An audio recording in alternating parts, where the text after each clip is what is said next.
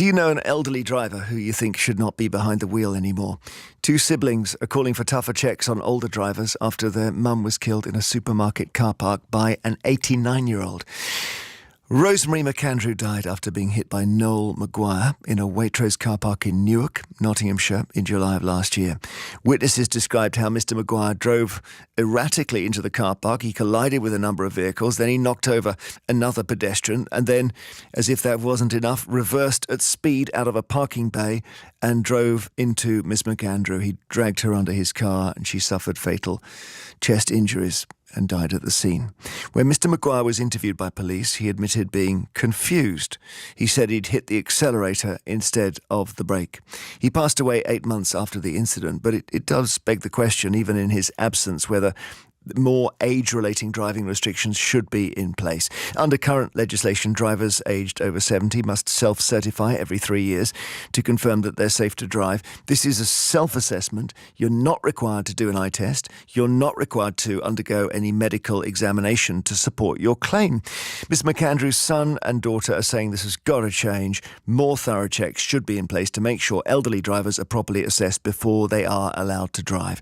I wonder if you agree, and maybe you have a neighbour, an elderly neighbour or relative who has continued to drive and you just dread the crash that you think will inevitably happen. Do text us 88291, email vine@bbc.co.uk, WhatsApp us on 08000 288 291. You might have even reported somebody who you think is too old to drive. Did anything happen with the DVLA as a result of that? Chantel Catamol is the daughter of Rosemary McAndrew. Hello, Chantel. Hello there. How sad this is. I'm all right. And it's relatively recent, so I'm guessing you're still in it, really. Yeah, very much so. It's changed the family massively, yeah. And your mum was fit and healthy, not elderly herself? She was, yeah, no problems at all. Had the grandkids often. Very active lady, crocheted every day. She was always a busy lady, whether she was crocheting at home or coming to gigs. She was always doing things, bless her. So the last day of her life was in this car park, and this guy, Mr Maguire, seems to have been driving like he was in Grand Theft Auto or something. Absolutely, yes. I mean, the car he had was a Volkswagen CC, so it was a very powerful, almost sporty-looking car. So, I mean, anybody driving that sort of car, you'd need to have confidence. Yeah, he got into the car park with some difficulty in the first place. Where was your mum when he actually arrived in the car park? So when he arrived in the car park, he was trying to park up. He completely missed the parking bay that he was trying to park in.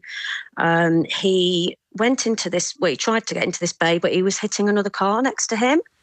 And obviously, with him having that trouble, a lady went over to him in her 60s. She offered to help him out. Just ask him, if you were in any difficulty, you're damaging a car next to you, which he seemed to be, he didn't seem to be with it at all.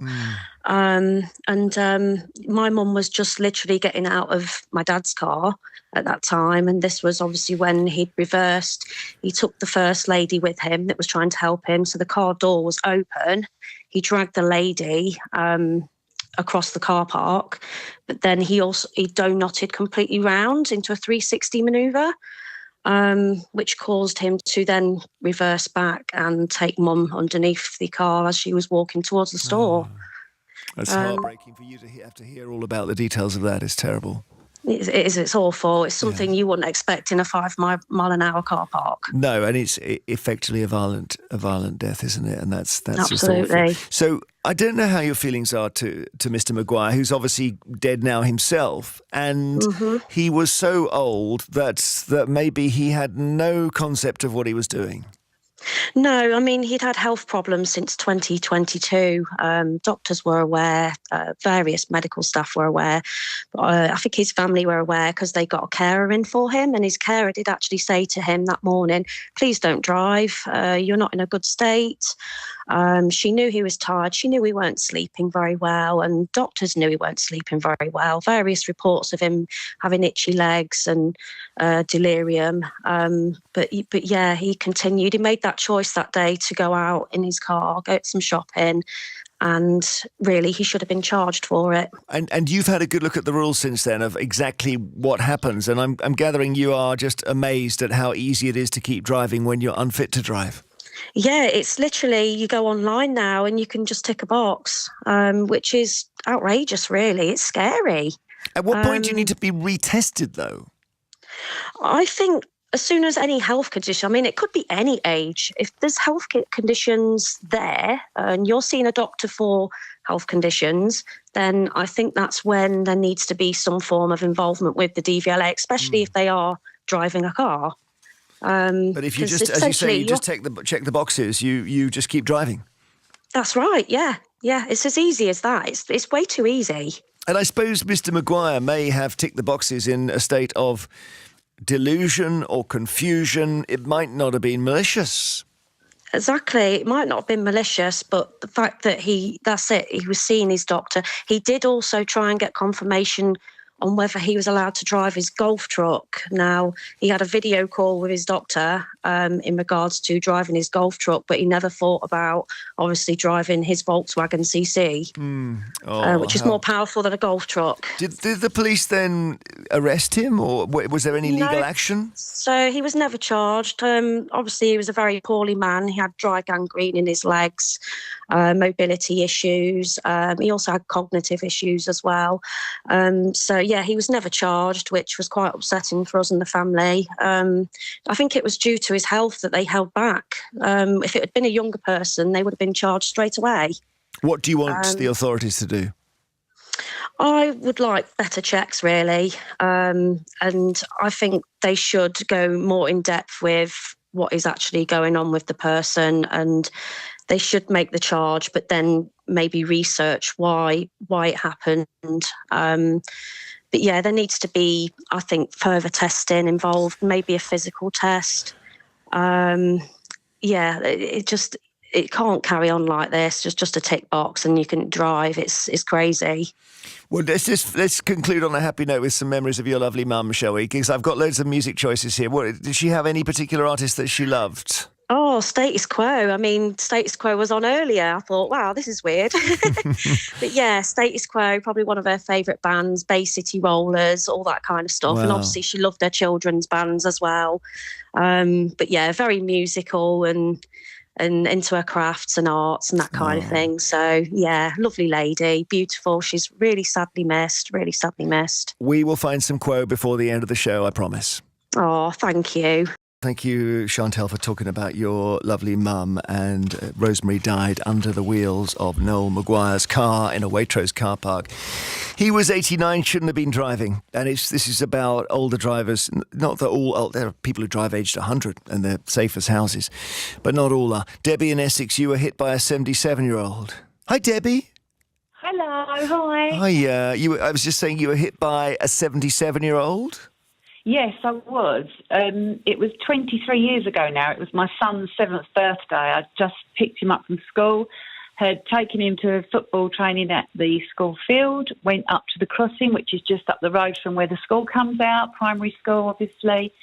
Went to cross the crossing and a van sort of stopped for me to cross. I actually got to the middle and looked at the car to make sure that he'd seen me. Yeah. And the car just sped up and hit me, like threw me up in the air, back of my head went through the windscreen. He didn't stop. He kind of panicked still, so I was still on the bonnet a little way, and then he abruptly stopped, so then I was thrown into the road. What a nightmare. And what, because he seemed to catch your eye, did he? Yeah, absolutely. That is such a shocker, isn't it? A facer, because I rely on eye contact when I'm on the roads, and if someone can catch your eye and still drive and knock you over, there's no hope for us. Well, he didn't even slow down, and the traffic was going through the high street. The traffic's quite slow at that time of the afternoon because obviously, the crossing's being used constantly by children and their parents. And a van had stopped and seen me, so I actually got to the middle of the road and thought, make sure the next guy's seen me as well. But he kind of sped up, and when the paramedics arrived, the lady paramedic absolutely went mad at him, and he said, Good. "Oh well." The sun was in my eyes. He said, I couldn't see. Well, then stop. She said, well, you're at a school. You should be slowing down, not speeding up. You If know? the sun's in your eyes and you can't see, there's a clue there, Yeah. isn't there? It's really a Yeah. bad idea to drive forwards. Oh, I hope Yeah. you're okay, Debbie. I'm good, thanks. Good. One of my 9 lives gone. Good. Yeah, that's true. You've got 8 left now. Thank you. Thank you. Good. Cheers. Bye. Take care. Bye. Tilly in West Sussex, not your real name. Hello, Tilly. Hi, Jeremy. Now, you've got a crazy one here. You were in a building, I gather. Yeah, a very, very similar story. So absolutely felt compelled to call in when I heard that you were going to be talking about it on today's show. First, I'm so sorry to hear about Chantel's mum. As I say, you know, an alarmingly similar accident that I was involved in, but of course I'm here to tell the tale. Well, so, yeah. I am really sorry. But what I suppose what's different is, happened. sorry, I was going to say, Rosary's in a car park where you can imagine cars are moving around. You were Yeah. not safe in a building? No, seemingly not. So, yeah, we have to watch out for everyone on the road. You know, I think the thing for me is obviously following this accident, as I say, I'm here to tell the tale and I do speak to a lot of people about it. And one of the first questions they ask is, was the driver, were they drunk? And I say, no, they were elderly. They then ask me how old, and again, same here, very similar age to the other accident. And they say, what were they doing on the road? At that age, why are they driving? So the fact this question gets asked all the time is something that leads me to ask that question as well. I know you can't assume everyone of that age is not capable of driving, but you can't deny the fact that as you get older, you know, your cognitive ability decreases, your reactions decrease. So why not have to prove that you are still fully fit and able to drive? You know, many jobs you have to do annual exams and things just to prove that you are still capable of doing the job that you should be doing. Yeah. It just baffles me what would be the disadvantage. Potentially that the elderly person loses their freedom, but you know, if they're not able to drive, then of course they shouldn't be driving. You know, Yeah. it could prevent deaths, accidents of them or someone else. So what happened? Just tell me what happened to you. I don't wish to focus too much on the specifics, just because, of course, I'm having an ongoing legal case with this. But you were in you were in a building. That's what's I interesting. was, Was there yeah. no brickwork to stop the car? It was a glass window. So you were by a large plate glass window. Yes. Was floor to ceiling, was it? Yes. And you were in, I won't draw you out too much here, but you were on a high street kind of shop front. Yeah, exactly. Blimey. And presumably what had happened was that it would only make sense that the car had been put in reverse with the accelerator floored. The car had gone through the window and dragged me with it. I had a split second to react, and in the time that I did, I attempted to protect my head and thought, if I let my body go floppy, it'll just take me with it, rather than resisting the impact in the hope that it would reduce injuries. I came away with quite significant injuries. I was off work for quite some time with them, but as I say, still here to tell the tale. But there were certainly points that I was into that vehicle that I really didn't think I'd be there for much longer. Terrifying. And if I did come out, then I probably wouldn't have, you know, a leg intact. Thank you. Val in Winchester, you have worked as a specialist dementia nurse, and there's an example of, I guess you see people who are well advanced in dementia and also driving. Yes, unfortunately. It's always been a subject that's really made me very angry over the years. A job I had for something like 20 years was either diagnosing people with dementia or following up on a doctor's diagnosis. They might not be very advanced, but part of my role was to tell people, you now have to inform your insurance company and the DVLA that you have this diagnosis. It may not stop you driving, but they must be informed. And most people reluctantly went along with that. One chappie threatened to hit me one time Right, well, that's because a sign he he was so shouldn't irate. he shouldn't be driving exactly. if he does that. I mean, yeah. it's a hugely emotive subject. We can't assume that all these older drivers who've caused these accidents have dementia, but many of them probably do, and nobody seems to tell them about the the driving side of things. Doctors don't seem to want to, because it does cause such a lot of grief, often more than giving the actual diagnosis.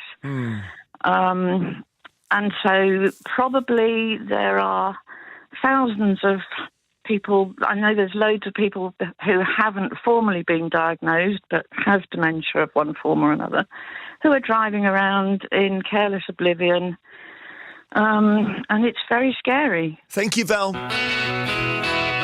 Chantel, this is for your mum.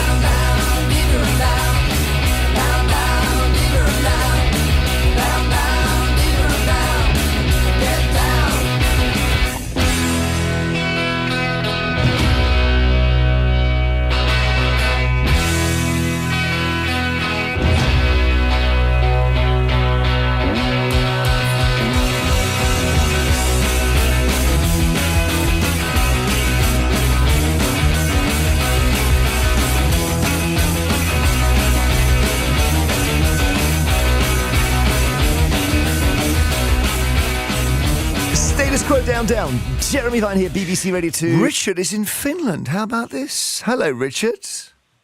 Hi, how are you doing? Nice to speak to you. And you. Gosh, so many questions about Finland and Russia, but we'll park them for the time being.